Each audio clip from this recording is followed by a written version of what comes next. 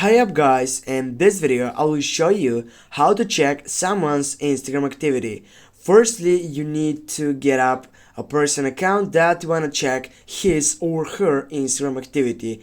I will go with this site, and now what you need to do to get up and check his Instagram activity, as you can see on my upper side I have that bar notification site. I need to click on it, and here you can find out all these notificational sites which you can go and turn it on to make sure that you're gonna get up in best when he's gonna put post stories, videos, reels, or when he's gonna go for live. Now get back, and the other thing how you're gonna check his Instagram activity is by getting or selecting the tag selection on the fourth side.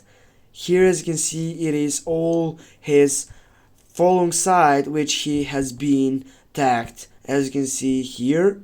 And also with telling on following site, by clicking on it, here you need to get up on it and get back, and on the feed side you're gonna get up all his Instagram activity right now. Thanks for watching. Don't forget to hit that like and share the video. See you soon guys.